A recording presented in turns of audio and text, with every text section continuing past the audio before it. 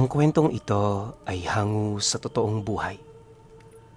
Karanasan ito ni Dante. Taong 1959, Botolan, Zambales.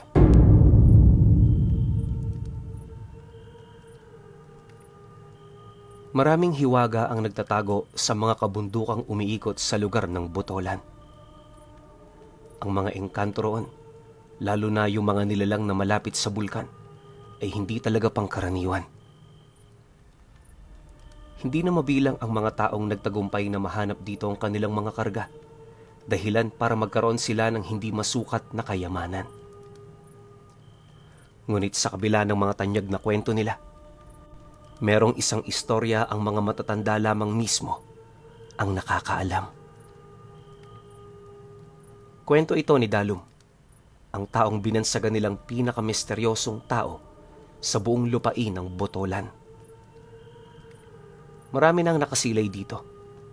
Yun nga lang, kapag nakakaramdam yon ng panganib, parang hangin itong naglalaho.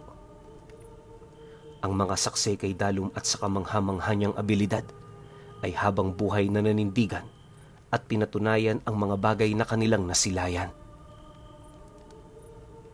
Ayon sa mga ito, binatang-binata pa ang antingerong yon. Hindi rin yun nalalayo sa kanilang itsura at ang mga suot nitong damit, kagaya lang din ang sa kanila. Yun nga lang, kapag tinitigan mo yon ng kabuuan, mapapansin mong nagtatangan ito ng mga bagay na hindi madalas masilayan ng mga mata. Kabilang sa mga bagay na yan ay ang malaking itim na bato na nakabaon sa pinakagitnang bahagi ng dibdib nito. Di man yun direktang ipinapakita, kapansin-pansin ito para sa mga tao dahil sa pula nitong liwanag na may hahaling tulad mo sa liwanag na nagmumula sa dumadaloy na likidong apoy. Dagdag pa ng mga matatanda na yon ang pinakapuso ni Dalum kung saan ito ang responsable sa pagbibigay sa kanya ng batang katawan at hindi kapani-paniwalang lakas. Magmula noong umikot ang istorya ni Dalum, maraming mga taong hinangad na makita siya. Naghanap ito sa mga bundok, ngunit kabiguan lang ang sumalubong sa kanila. Kahit isang maliit na bakas ni Dalum, wala talaga yung nasilayan hanggang sa lumipas na lang lumipas ang panahon at nakalimutan na ng mga ito ang tungkol sa kanya. Sa pagsapit ng taong ito, merong isang desperadong ama sa baryo na naghahanap ng tulong para sa dalawa nitong anak. Dante ang pangalan ng taong yan at kasalukuyang dumaranas noon ng dalawa niyang supling ng karamdamang hindi magamot-gamot. Makailang beses niya na yung ipinakita sa mga kakilala niyang albularyo, pero maging ang mga ito man, walang naitulong sa kanya. Sa loob ng 2 taon niyang paghahanap ng kasagutan sa sakit nito, naging bigo siya. Habang tumatagal, mas lalong lumalala rin ang karamdaman ng dalawa. Nung maitanong niya yon sa isang matandang taga roon sa kanila, isa lang ang nasabi nito at yon ay walang iba kundi biktima ang kanyang aswang ng isang makapangyarihang mangkukulam. Marahil ay sinaunang aral ang ginamit nito, kaya lahat ng lapitan niya walang naitutulong sa kanya. Dagdag pa nito na, hindi balak ng mangkukulam na patayin ng dalawa, bagkus ay plano nitong habang buhay yung pahirapan upang magsilbing pasanin niya. Makinig ka, Dante. 2 lang ang pwedeng puntahan ng buhay mo.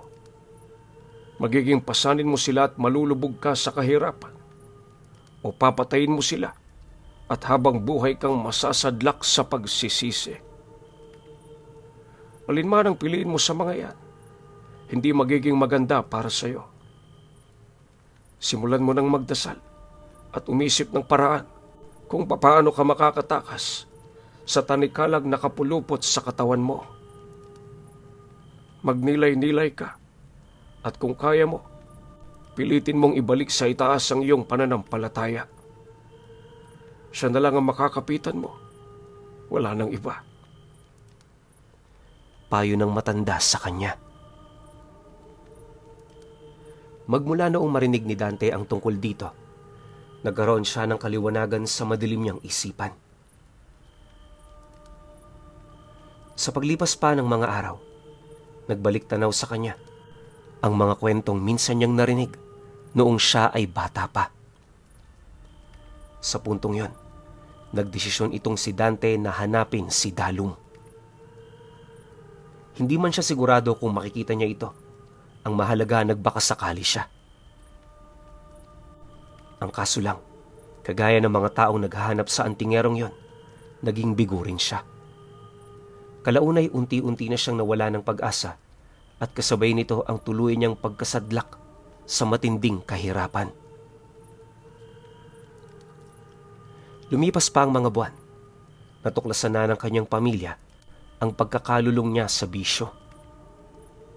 Dahil dito, nagkaroon sila ng matinding pagtatalo hanggang sa tuluyan na nga siya nitong hiwalayan. Isinama nito ang dalawa niyang anak na may sakit pabalik sa lugar ng mga kaanak nito. Bagaman gustong-gusto niya yung pigilan, hindi niya na yun nagawa pa buhat sa matinding kalasingan. Pagpatak ng sumunod na araw, tumambad sa kanyang harapan ang napakatahimik nilang pamamahay. Sinubukan niyang hanapin ang kanyang mga anak pero hindi niya na yon nakita pa. Kalaunay na numbalik sa kanyang memorya ang tungkol sa mga nangyari noong nagdaang gabi. Sising-sisi noon si Dante dahil sa hindi niya maisip kung papaano sila umabot sa ganoong sitwasyon. Matinding kalbaryo man yun para sa kanya, hindi na niya sinubukan pang hanapin ang mga ito.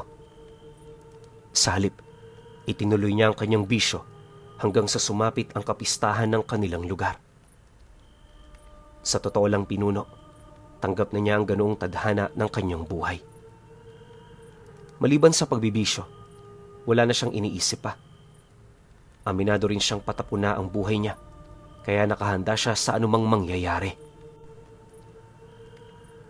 Subalit pagpatak ng bisperas ng pista, habang masaya silang nagiinuman sa tabilang ng daan, meron siyang napansing isang matandang dumaan na nakasuot ng napakaputing damit. May puti rin yung talokbong sa ulo, kaya hindi niya yun gaanong namukhaan. Paglayo naman ng taong yon, agad naman niya itong itinuro sa kanyang mga kaibigan, pero wala naman yung nakitang taong sumakto sa kanyang deskripsyon. Dahil dito, naging katatawanan siya sa kanilang grupo. Pagpatak ng hating gabi, nang wala na silang pambili ng alak, nagdesisyon na silang tapusin doon ang kanilang pagsasaya. Maya-maya pa, tuluyan na ring nagkahiwa-hiwalay ang kanilang grupo, kaya minabuti naman niyang umuwi na. Ngunit, pagbukas naman niya ng pinto ng bahay niya, bigla namang tumambad sa kanya ang matanda na nakaupo sa may bandang hagdan papaitaas. Kahit napakadilim sa lugar na yon, agad nitong nakuha ang kanyang atensyon dahil sa puting liwanag na pumapaikot dito. Paglalarawan niya sa matanda, mapuputi ang buhok nito at meron yung dilaw na mga mata. May hawak din yung tungkod na nagliliwanag, tapos habang tinitingnan niya yon ng matagal, parang nanlalabo ang kanyang paningin. Di niya rin mawari pero pakiramdam niya hinihigop ng matandang yon ang kanyang kaluluwa. Ilang minuto pa ang lumipas, inutusan naman siya nitong isarado ang pinto. Nang marinig naman yun ni Dante, agad naman niya itong sinunod, dala ng matinding kalasingan. Ayon nga sa kanya, kung nataong hindi siya lasing noong mga sandaling yon, maaaring kumaripas na siya ng takbo. Ang problema lang, masyado nang malalim ang tama ng alak sa kanya para makaramdam siya ng kahit maliit man lang na takot. Pagsarado naman niya ng pinto, agad namang tumayo ang matanda kasabay ng dali-dali nitong paglapit sa kanya. Hindi niya yun nasilayang humakbang pero sa isang kisap mata naroon na ito sa harapan niya. Nagsimula na rin itong magsalita at ang mga katagang binitawan nito nagdulot ng pag-asa sa puso ni Dante. Matapos namang masambit ng nilalang ang kanyang pakay, kagaya ng kwento ukol kay Dalum, bigla na lamang yung naglaho sa hangin. Sa pagkawala nito, tumahimik ang buong paligid. Lahat ng tinig at huni na minsan niyang narinig, unti-unti na ring nawala. Maya-maya pa, pag-upo naman niya, agad naman niyang naramdaman ang pitik ng alak sa kanyang katawan. Hindi naglaon, di niya napansin na nakatulog na pala siya. Kinaumagahan pagising niya, agad namang sumariwa sa kanya ang lahat ng mga nakita niya sa panaginip. Matagal na panahon nang gumagala si Dante sa mga kabundukan ng kanilang lugar, kaya hindi niya maipagkakaila lahat ng kanyang mga nakita ay pawang pamilyar. Dahil dito, tiningnan niya yon bilang isang senyales ukol sa kinaroroonan ng matandang nakausap niya. Habang tumatagal din ang kanyang pag-isip ukol sa bagay na yon, nagkakaroon siya ng hinala na ang matandang nakita niya at ang binatang si Dalum ay iisa. Imposible man yung paniwalaan sa una. Alam ni Dante na hindi ito malabong mangyari. Di man siya sigurado sa kanyang nais, naglakas loob siyang tahakin ng daan patungong bundok.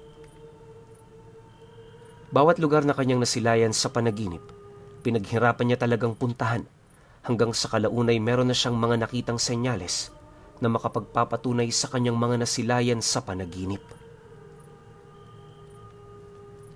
Dapit hapon na noon, nang marating ni Dante ang isang masukal na gubat sa gilid ng malaking lawa. Nasa kalagitnaan yon ng bundok, kaya tanaw na tanaw niya mula roon ang ganda ng paligid. Makalipas pa ang ilang minutong pagmamasid, laking gulat na lamang niya nang tumama sa pinakagitna ng gubat na kinaroroonan niya ang huling liwanag ng araw bago sumapit ang gabi. Dahil sa pangyayaring yon, doon niya nasilayan ang isang natatagong pinto sa katawan ng isang matandang puno. Nagliliwanag ang hawakan nito, kaya bago pa man yun mawala sa kanyang paningin, dali-dali niya na yung nilapitan.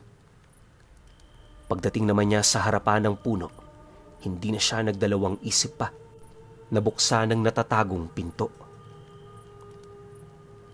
Sa isang iglap, tumambad sa kanya ang makipot na silid na punong-puno ng mga kagamitang animoy na limot na ng panahon. Sa pinakagitna nitong bahagi, may nasipat siyang rebulto ng matandang nakaupo na may hawak-hawak na libro. Paglapit naman niya rito, bigla namang sumarado ang pinto na hinayaan niyang nakabukas, dahilan para mabilis na balutin ng kadiliman ang buong paligid. Di naman tumagal ang kadilimang yon, sapagkat agad din namang suminde ang mga sulo na nagbigay ng liwanag sa paligid. Matapos ng mga pangyayari, laking gulat na lamang niya nang umahon mula sa bato ang isang binata. Kagaya sa rebulto ng matandang una niyang nakita, may dala-dala rin yung libro. Maya-maya pa, nang masipat naman siya nito, agad naman yung lumapit kasabay ng pagpapakilala nito. Dalum ang pangalan ko. Masaya ko't nahanap mo ang silid na pinagtaguan ko sa mahabang panahon. Nakalimutan na ako ng lahat. Pero alam ko, mananatiling buhay sa inyo ang tungkol sa aking kwento. Siya nga pala, hindi ka napadpad dito dahil sa swerte o pagkakataon. Kaya mo ako nakita sapagkat ginusto ko rin yon. Ngayon, Dante, pag-usapan natin ang hinihiling ng puso mo. Wika nito sa kanya. Nang marinig naman ni Dante ang sinabi nito, maging siya man ay halos hindi makapaniwala sa mga katagang kanyang narinig. Sa punto ring yan, Aminado siyang napatunayan na niya ang katotohanan ukol sa pinakamisteryosong antingero sa kabuuan ng kanilang lupain. Pagkaraan pa ng ilang minuto nilang pag-uusap, nalaman ni Dante na hindi saklaw ng buhay at kamatayan ang kaluluwa nito. Literal na mas maunlad na yon kaysa sa kahit anumang nilalang at halos kaya na rin itong gawin ng lahat. Yun nga lang, para mapanatili ang ganun nitong estado, naging limitado na lamang ang mga lugar na pwede niyang puntahan. Di rin siya maaaring tumagal sa labas ng kanyang tahanan ng isang araw dahil masyado itong mapanganib para sa kanya. Sa sandaling napansin niyo ng mga bathala, paniguradong mapaparusahan siya nito buhat sa kanyang mga ginawang paglabag. Itinuturing na walang kapatawarang kasalanan ang ginawang ganon ni Dalum. Dagdag pa nito na ang mga inilahad nito sa kanya ay ang mga parusang pinagsisisihan niya ng husto. Upang mapanatili naman ang kanyang wisyo sa walang katapusang buhay niya, nagkaroon sila ng kasunduan ng mga bathala. Kasunduang magbibigay ng panibagong pag-asa sa tao na hangad niyang matulungan. Yun nga lang, magagawa niya lang ito isang beses sa loob ng 200 taon. Sa kabuuang buhay ni Dalum, nasa 3 pa lamang ang taong natulungan niya. Bawat isa sa mga ito, kayamanan at kapangyarihan, ang sentro ng hangarin ng kanilang puso. Nauunawaan naman niya ito, lalo pat minsan na rin siyang naging tao. Pagtatapat pa nito sa kanya na, alam niyang hindi doon nalalayo ang hangarin ni Dante sa kanya. Nang marinig naman ni Dante ang lahat ng yon, wala siyang ibang hiniling kundi ang hangarin niyang magkaroon ng kaalaman para maunawaan ang karamdaman ng kanyang mga anak.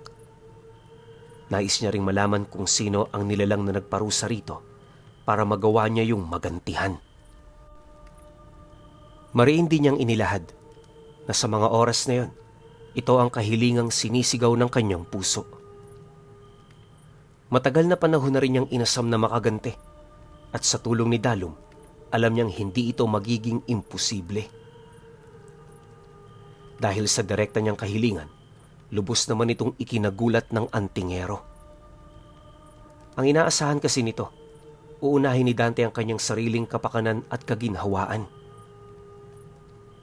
Sa loob kasi ng ilang taong pagmamasid niya rito, wala siyang ibang nakita kundi ang kagustuhan nitong maiangat at mapabuti ang buhay ng kanyang pamilya.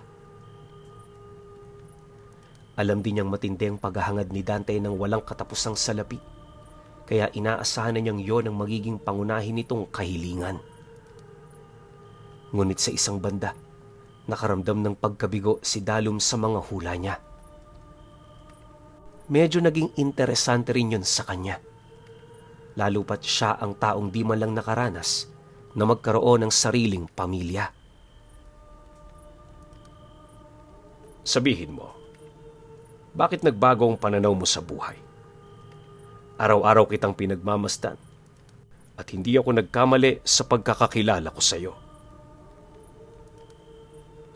Nang marinig naman ni Dante ang sinabi ng antingero, tiningnan naman niya yon ng mata sa mata, kasabay ng pagsagot niya rito ng,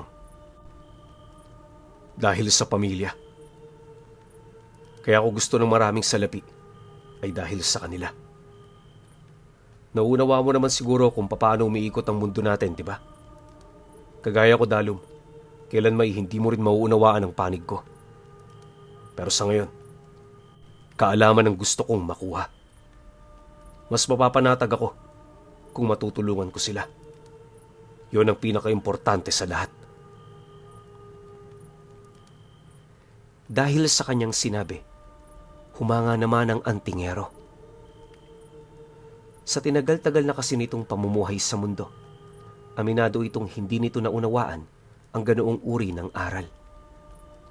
Hindi niya rin may pagkakailang sinubukan niyang alamin ang tungkol sa bagay na yan, pero naging mahirap yun para sa kanya dahil sa nabubuhay siya ng nag-iisa. Matapos namang marinig ni Dalum ang lahat, may kinuha itong puting bato na napapaloob sa mutya nitong nakabaon sa kanyang dibdib. Pag-abot naman ni Dalum ng bagay na yon, inilahad nito sa kanya na sa batong yon makukuha ang lahat ng kanyang inaasam. Dagdag pa nito na kapag nakuha na niya ang karunungang kanyang hinahanap, kailan may hindi nababalik sa dati ang pamamaraan ng kanyang pag-iisip. Lalawak ang kanyang kaalaman at mararamdaman niyang parang iba na siya sa lahat. Bago rin siya umalis sa lugar nito, mariin siya nitong pinaalalahanan na huwag masyadong ituon doon ang kabuuan ng kanyang atensyon sa kadahilan ng gano'n ang nangyari kay Dalum bago ito nalagay sa ganoong sitwasyon. Naisin man itong mawala sa mundo para makapagpahinga. Alam nitong hindi niya yun magagawa. Nang marinig naman ni Dante ang tungkol dito, agad naman siyang bumalik sa kanyang pamamahay. Lumipas pa ang mga araw, unti-unti na siyang nagkakaroon ng karunungan sa lahat ng bagay na kanyang hinahanapan ng sagot. Naging klaro na rin sa kanya noon ang kalagayan ng kanyang anak at kalaunay nalaman na rin niya kung papaano yun malulunasan. Sa kasagsagan ng kanyang paghahanap sa kinaroroonan nito, minabuti naman niyang isabay ang paghahanap ng lunas para sa mga dinadala nitong karamdaman. Hindi naglaon, nang marating na niya ang baryo ng kamag-anak ng kanyang asawa, dali-dali naman siyang pumanhik sa mismong pamamahay ng mga magulang nito. Nakatirik yun malapit sa isang bukid, kaya hindi rin naging madali para sa kanya na yon ay mapuntahan. Ngunit sa kabila nito, nagawa niya pa rin itong maging posible. Pagsilay naman niya sa bahay na yon, agad namang bumungad sa kanya ang iilan sa mga anak niyang naglalaro sa labas. Dahil sa kanyang mga nakita, dito niya nakumpirmang doon nga nanuluyan ang kanyang asawa. Pagpasok naman niya sa bakuran, masaya naman siya nitong sinalubong. Kahit papaano natuwa rin noon ang kanyang asawa, gawa nang bumalik siya. Sa kanilang pag-uusap, agad naman siyang humingi ng tawad kasabay ng kanyang pagtapat ukol sa bago niyang kaalaman.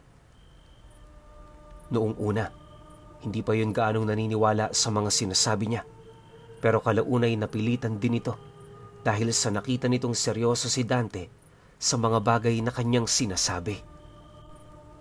Isipin ninyo, wala siyang kaalaman pagdating sa panggagamot, pero sa tulong ng bato na nagbibigay sa kanya ng karunungan, nagawa niyang makontra ang lahat ng sakit na iniihip ng mangkukulam sa mga anak niya. 3 araw lang ang dumaan, napansin nilang unti-unti nang bumabalik ang lakas ng katawan nito.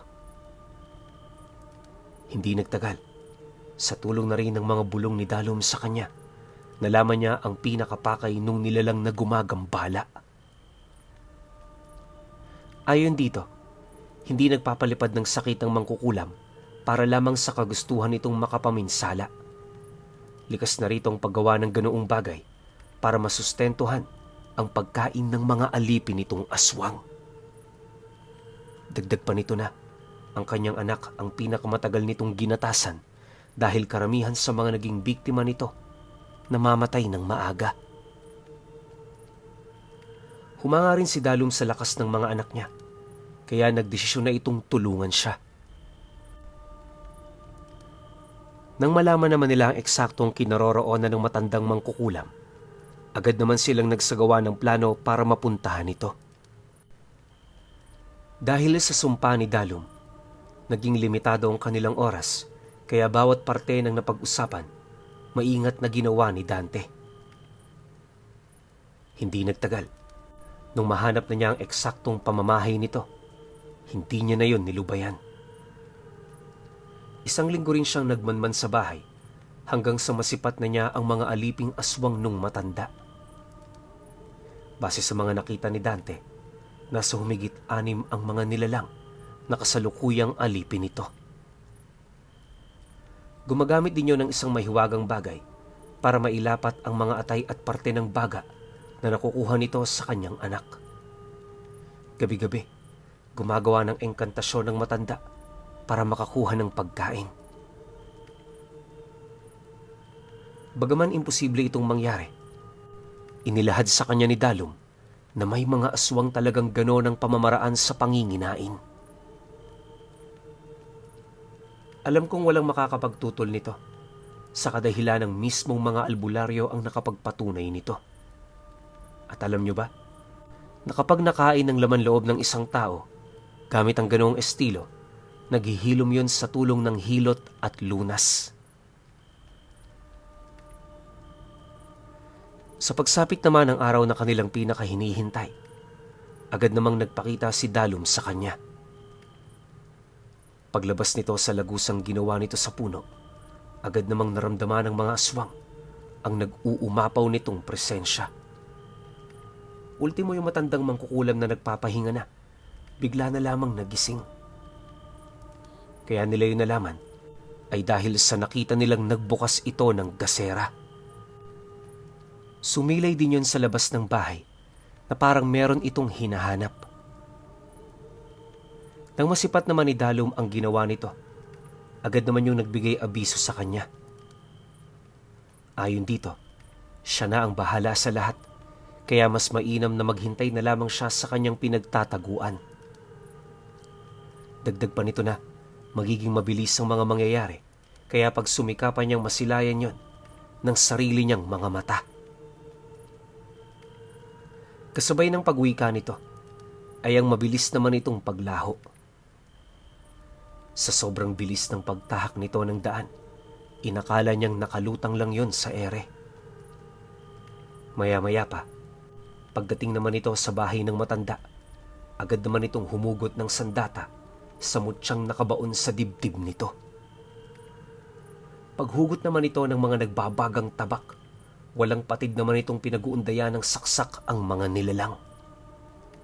Dala na rin ng lakas at husay ni Dalum pagdating sa pakikipaglaban, hindi na nagawa pa ng mga aswang na makapagpalit ng anyo. Bago pa man kasi makakilos ang mga ito, tumarak na sa kanila ang tabak na siya namang naging sanhi ng agarang pagkalusaw ng kanilang mga katawan. Pagkapas lang naman ni Dalum sa mga nilalang na yon, agad nitong tinadyakan ang pinto ng bahay hanggang sa makaharap na nito ang matandang mangkukulam. Pagtaga naman niya sa ulo nito, nagawa naman yung masalag ng matanda gamit ang latigo na may mga nakabaong mutya. Akala nung mangkukulam, makakaya niya makipagsabayan kay Dalum. Pero di pa man yung nakakapagbitaw ng atake, nagawa na siya nitong mahawakan sa leeg. Sapat na ang pagkakataong yan upang itarak nito ang nagbabaga nitong tabak sa kanyang tiyan. Pagtagos naman ng talim nito, parang kandilang nalusaw ang matanda. Sinubukan pa nitong labanan ng mga sumpa ng tabak pero kalaunay natalo rin ito. Paglabas naman ni Dalum sa bahay na yan, agad naman yung naglakad papalapit sa kanya. Ngunit hindi pa man ito nakakalapit, bigla itong tinamaan ng malakas na kidlat na nagmula sa langit. Dahil sa pangyayari, agad namang naglaho ang antingero. Hinanap pa ito ni Dante pero hindi niya na yun nakita pa. Nang mapagtanto niyang masyado ng imposible na hanapin si Dalum sa lugar na yon, napilitan na rin siyang maglakad pabalik sa tahanan ng pamilya ng kanyang asawa. Ilang araw matapos ang insidente, sinubukan niyang muling hanapin ang tirahan ni Dalum. Matagumpay naman siyang nakabalik, pero pagbukas niya ng pinto, tumambad sa kanya ang isang pangyayaring hindi niya inaasahan. Sa loob ng silid, nakita niya ang binatang si Dalum na isa ng ganap na purong bato. Sa paanan nito, meron siyang nakitang sulat ng pasasalamat. Nakalahad din doon ang mga totoong nangyari sa kanya. Kaya nung mabasa ni Dante ang tungkol sa bagay na yan, hindi niya maiwasang mapaiyak. Ayon kay Dalum, sumpa sa kanya ang pagtulong sa tao at para mabasag ang sumpa ng walang hanggang pagkabuhay, kailangan niyang tulungan ng taong may ganoong hangarin sa kahilingan nito. Dagdag pa nito na, nung malaman niyang kahilingan ni Dante, Nakaramdam siya ng pag-asang matagal nang nawala sa kanya. Isang pag-asang hindi nalalayo sa kanilang mga sitwasyon. Taus-puso rin itong nagpasalamat dahil sa wakas nakamit na niya ang nag-iisa niyang pangarap. Nang mabasa naman ni Dante ang tungkol dito, bilang pagpapakita ng respeto kay Dalum, hindi niya ginambala pa ang tahanan nito. Ang mas nakakapagtaka pa, yung sulat at yung estatwa ni Dalum ay parabang buhangin na hinangin. Lumipas ang maraming taon. Kailan may hindi nakalimutan ni Dante ang tungkol sa istorya ng misteryosong antingero ng Zambales.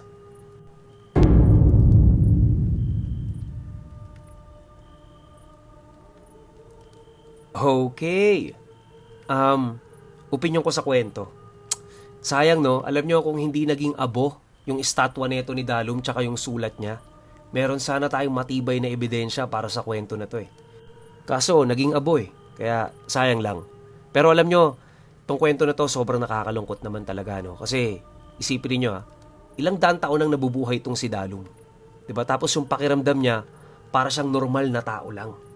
E di syempre nararamdaman niyang magutom, masaktan, malungkot. Isipin niyo ilang daang taon tas lungkot na lungkot siya sa buhay niya siguro. Kaya nung nakakita siya ng tsansa na pwede na siyang mamatay, ginrab niya na yun ng walang pagdadalawang isip. So para sa akin, tama naman talaga rin si Dalum na talagang sobrang kakaiba yung hiling ni Dante. Kasi tayo, wag na nating lokohin yung mga sarili natin. Pare-parehas nating hihilingin na magkaroon tayo ng marangyang buhay tsaka sobrang daming pera. Kasi alam naman nating lahat na sa panahon ngayon, yan talaga yung nagpapatakbo ng mundo eh. Diba? Pag marami kang pera, maraming sasamba sa'yo. Marami kang pera, marami kang kaibigan. Sobrang dami niyang benepisyo. So, matik yan kapag tinanong ka ng kung sinong genie o kung sino mang diwata o na kung anong gusto mo, matik yan talaga unang papasok sa isip mo. Kaya takang-taka si Dalum sa hiniling ni Dante na ang gusto niya lang makaganti. Diba? Kasi nga sobrang mahal niya yung pamilya niya. Diba? Pero siguro may mga iilan sa atin na katulad ni Dante, yun lang rin yung hihilingin. Yung makagante o mapagaling yung mga mahal nila sa buhay. Alam ko, marami sa atin ang hihiling yan. Pero syempre, majority, sama nyo na ako, yun talaga yung hihilingin natin. 'Di ba? Sa akin lang yun pero syempre kayo pa rin. Kaya kung may opinion kayo sa kwentong to, comment nyo lang sa baba. Yun lang. Hanggang sa susunod na kwento. Salamat.